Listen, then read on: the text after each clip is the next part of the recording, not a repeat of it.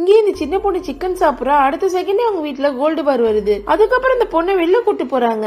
அவளுக்கு பிடிச்சதெல்லாம் வாங்கி தராங்க.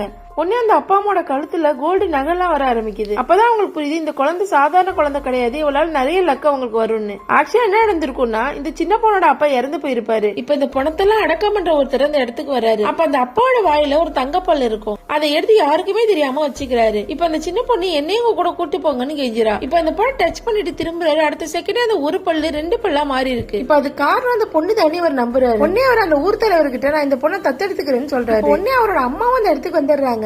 நம்மளே சாப்பாட்டுக்கு ரொம்ப கஷ்டப்படுறோம், நம்ம எப்படி இந்த குழந்தைய வச்சு சமாளிக்கணும்னு கேக்குறாங்க. உடனே இந்த குழந்தை நான் ரொம்ப கம்மியா தான் சாப்பிட என்ன கூட்டிட்டு போங்கன்னு சொல்லி கெஞ்சிரா. இப்ப இவங்களும் இறக்கப்பட்டு அந்த குழந்தைய வீட்டுக்கு கூட்டு போறாங்க. இப்ப இந்த குழந்தைக்காக கொஞ்சம் கஞ்சி மட்டும் செஞ்சு கொடுக்குறாங்க. இந்த குழந்தை சாப்பிட்டோன்னே அவங்க அரிசி வச்சிருந்த பானை காலியா இருந்திருக்கும். இப்ப பார்த்தா ஃபுல்லா இருக்கும். ஆக்சுவலா இந்த குழந்தை யார் தத்து எடுத்துட்டு போனாலும் 7 நாள்ல அவங்க இறந்துருவாங்கிற மாதிரி சொல்லிருப்பாங்க. இந்த பொண்ணை தத்தெடுத்த அப்பா அம்மாவும் 6 நாள் வரைக்கும் இந்த பொண்ணை யூஸ் பண்ணி நிறைய நகையும் பணத்தையும் சம்பாரிச்சுக்கலாம். அதுக்கப்புறம் இந்த பொண்ணை சாவடிச்சிடலான்னு முடிவு பண்றாங்க. இப்ப 6 நாளும் அந்த பொண்ணுக்கு பிடிச்சதெல்லாம் வாங்கி தராங்க. இவங்களுக்கு அவங்க நினைச்ச மாதிரியே நிறைய பணம் நகைன்னு வர ஆரம்பிக்குது. இப்ப 7ஆம் நாள் வரப்போறப்ப அந்த குழந்தைய யாரோ கடத்திடுறாங்க. இப்ப உடனே அந்த குழந்தைய தத்தெடுத்த அந்த பாட்டியும் அந்த அம்மாவும் இந்த குழந்தைய தேடி போறாங்க. அந்த குழந்தையும் காப்பாத்திடுறாங்க. இப்ப அவங்க திரும்புறாங்க. 7ஆம் நாள் அவங்க இறந்துருவாங்கன்னு நினைச்சா அதுக்கு பதிலான ஒரு பெரிய அரண்மனையே அவங்க முன்னாடி இருக்குது. இப்ப அந்த குடும்பத்துக்கு மொத்த அதிர்ஷ்டத்தையும் கொடுத்தது மட்டும் இல்லாம அவங்களோட உயிரையும் இந்த குழந்தை காப்பாத்திடுறா.